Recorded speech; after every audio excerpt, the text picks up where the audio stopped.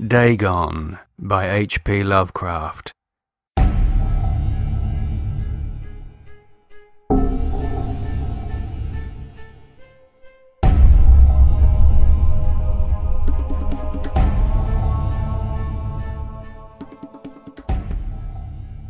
I am writing this under an appreciable mental strain, since by tomorrow I shall be no more.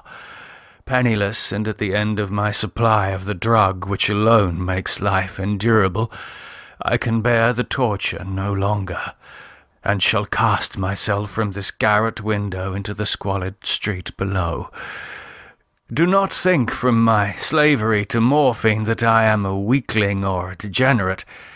When you have read these hastily scrawled pages, you may guess, though never fully realize, why it is that I must have forgetfulness or death.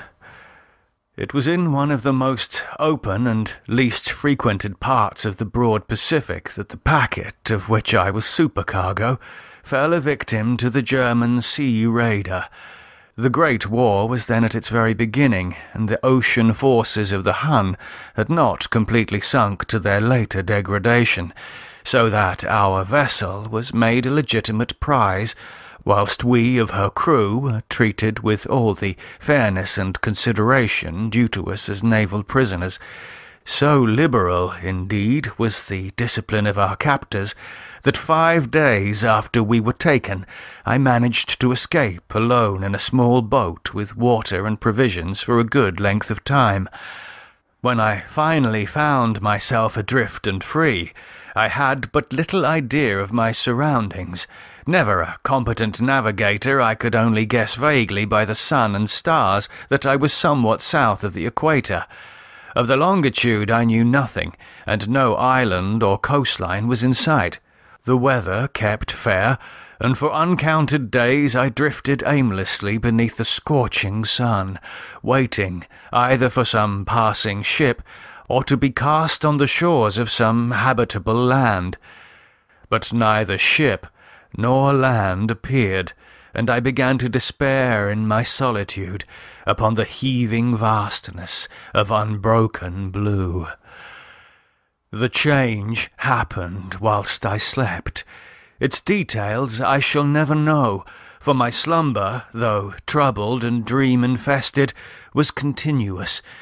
When at last I awakened, it was to discover myself half-sucked into a slimy expanse of hellish black mire, which extended about me in monotonous undulations as far as I could see, and in which my boat lay grounded some distance away. Though one might well imagine that my first sensation would be wonder at so prodigious and unexpected a transformation of scenery, I was in reality more horrified than astonished, for there was in the air and in the rotting soil a sinister quality which chilled me to the very core. The region was putrid with the carcasses of decaying fish and of other less describable things which I saw protruding from the nasty mud of the unending plain. Perhaps I should not hope to convey in mere words the unutterable hideousness that can dwell in absolute silence and barren immensity. There was nothing within hearing, and nothing in sight, save a vast reach of black slime. Yet the very completeness of the stillness and the homogeneity of the landscape oppressed me with a nauseating fear. The sun was blazing down from a sky which seemed to me almost black in its cloudless cruelty, as though reflecting the inky marsh beneath my feet. As I crawled into the stranded boat, I realized that only one theory could explain my position. Through some unprecedented volcanic upheaval, a portion of the ocean floor must have been thrown to the surface, exposing regions which for innumerable millions of years had lain hidden under unfathomable watery depths. So great was the extent of the new land which had risen beneath me, that I could not detect the faintest noise of the surging ocean, strain my ears as I might, nor were there any sea-fowl to prey upon the dead things. For several hours I sat, thinking or brooding in the boat, which lay upon its side and afforded a slight shade as the sun moved across the heavens. As the day progressed, the ground lost some of its stickiness and seemed likely to dry sufficiently for travelling purposes in a short time. That night I slept but little, and the next day I made for myself a pack containing food and water, preparatory to an overland journey in search of the vanished sea and possible rescue. On the third morning, I found the soil dry enough to walk upon with ease. The odour of the fish was maddening, but I was too much concerned with graver things to mind so slight an evil, and set out boldly for an unknown goal. All day I forged steadily westward, guided by a far-away hummock which rose higher than any other elevation on the rolling desert. That night I encamped, and on the following day still travelled toward the hummock, though that object seemed scarcely nearer than when I had first espied it. By the fourth evening I attained the base of the mound, which turned out to be much higher than it had appeared from a distance, an intervening valley setting it out in sharper relief from the general surface. Too weary to ascend, I slept in the shadow of the hill. I know not why my dreams were so wild that night, but ere the waning and fantastically gibbous moon had risen far above the eastern plain, I was awake in a cold perspiration, determined to sleep no more. Such visions as I had experienced were too much for me to endure again, and in the glow of the moon I saw how unwise I had been to travel by day. Without the glare of the parching sun, my journey would have cost me much less energy. Indeed, I now felt quite able to perform the ascent which had deterred me at sunset. Picking up my pack, I started for the crest of the eminence. I have said that the unbroken monotony of the rolling plain was a source of vague horror to me, but I think my horror was greater when I gained the summit of the mound and looked down the other side into an immeasurable pit or canyon, whose black recesses the moon had not yet soared high enough to illumine. I felt myself on the edge of the world, peering over the rim into a fathomless chaos of eternal night. Through my terror ran curious reminiscences of Paradise Lost and Satan's hideous climb through the unfashioned realms of darkness. As the moon climbed higher in the sky, I began to see that the slopes of the valley were not quite so perpendicular as I had imagined. Ledges and outcroppings of rock afforded fairly easy footholds for a descent, whilst after a drop of a few hundred feet, the declivity became very gradual. Urged on by an impulse which I cannot definitely analyze, I scrambled with difficulty down the rocks and stood on the gentlest slope beneath, gazing into the Stygian depths where no light had yet penetrated. All at once, my attention was captured by a vast and singular object on the opposite slope, which rose steeply about 100 yards ahead of me. An object that gleamed whitely in the newly bestowed rays of the ascending moon.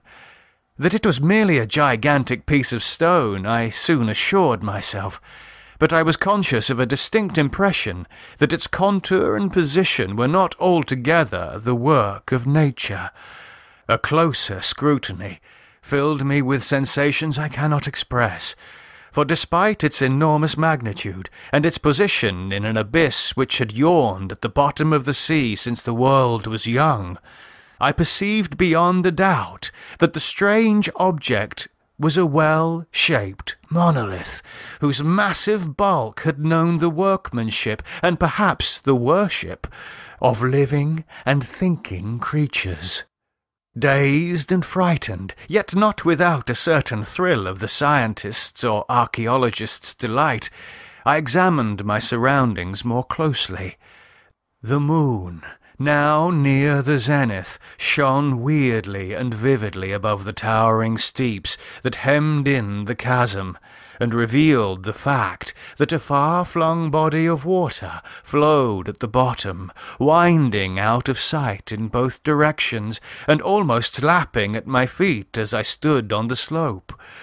Across the chasm, the wavelets washed the base of the Cyclopean monolith, on whose surface I could now trace both inscriptions and crude sculptures. The writing was in a system of hieroglyphics unknown to me, and unlike anything I had ever seen in books, consisting, for the most part, of conventionalized aquatic symbols, such as fishes, eels, octopi, crustaceans, mollusks, whales, and the like. Several characters obviously represented marine things which are unknown to the modern world, but whose decomposing forms I had observed on the ocean-risen plain. It was the pictorial carving, however, that did most to hold me spellbound. Plainly visible across the intervening water, on account of their enormous size, was an array of bas-reliefs, whose subjects would have excited the envy of a Dor. I think that these things were supposed to depict men, at least a certain sort of men, though the creatures were shown disporting like fishes in the waters of some marine grotto, or paying homage at some monolithic shrine which appeared to be under the waves as well. Of their faces and forms I dare not speak in detail, for the mere remembrance makes me grow faint. Grotesque, beyond the imagination of a Poe or a Bulwer, they were damnably human in general outline, despite webbed hands and feet, shockingly wide and flabby lips, glassy, bulging eyes, and other features less pleasant to recall. Curiously enough, they seemed to have been chiselled badly out of proportion with their scenic background, for one of the creatures was shown in the act of killing a whale, represented as but little larger than himself. I remarked, as I say, their grotesqueness and strange size, but in a moment decided that they were merely the imaginary gods of some primitive fishing or seafaring tribe, some tribe whose last descendant had perished eras before the first ancestor of the Piltdown or Neanderthal man was born.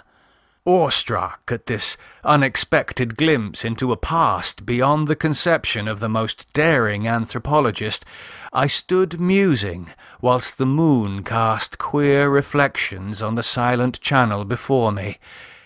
Then, suddenly, I saw it. With only a slight churning to mark its rise to the surface, the thing slid into view above the dark waters. Vast, Polyphemus-like, and loathsome, it darted like a stupendous monster of nightmares to the monolith, about which it flung its gigantic scaly arms, the while it bowed its hideous head and gave vent to certain measured sounds. I think I went mad then. Of my frantic ascent of the slope and cliff, and of my delirious journey back to the stranded boat, I remember little. I believe I sang a great deal, and laughed oddly when I was unable to sing. I have indistinct recollections of a great storm some time after I reached the boat. At any rate, I knew that I heard peals of thunder and other tones which nature utters only in her wildest moods. When I came out of the shadows, I was in a San Francisco hospital, brought thither by the captain of the American ship which had picked up my boat in mid-ocean. In my delirium I had said much, but found that my words had been given scant attention. Of any land upheaval in the Pacific my rescuers knew nothing, nor did I deem it necessary to insist upon a thing which I knew they could not believe. Once I sought out a celebrated ethnologist and amused him with peculiar questions regarding the ancient Philistine legend of Dagon, the fish god. But soon perceiving that he was hopelessly conventional, I did not press my inquiries. It is at night, especially when the moon is gibbous and waning, that I see the thing. I tried morphine, but the drug has given only transient surcease and has drawn me into its clutches as a hopeless slave. So now I am to end it all. Having written a full account for the information or the contemptuous amusement of my fellow men, often I ask myself if it could not all have been a pure phantasm, a mere freak of fever as I lay sun-stricken and raving in the open boat after my escape from the German man-of-war. This I ask myself, but ever does there come before me a hideously vivid vision in reply.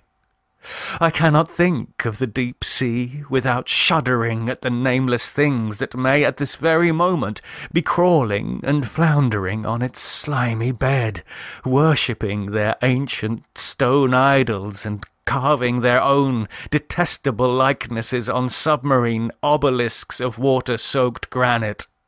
I dream of a day when they may rise above the billows, to drag down in their reeking talons the remnants of puny, war-exhausted mankind. Of a day when the land shall sink, and the dark ocean floor shall ascend amidst universal pandemonium. The end is near. I hear a noise at the door, as of some immense, slippery body lumbering against it. It shall not find me. God, that hand! The window! The window!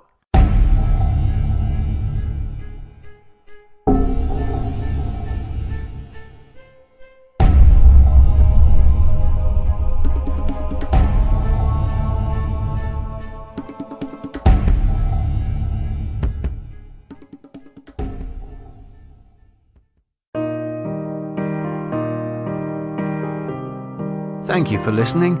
You can find more podcasts from me either here at podiobooks.com or at www.mikebennettpodcast.com. Music on the podcast, Chopin is Dead by Adhesion. More details at www.evilresidence.com. Also, David Beard, www.davidbeardmusic.com.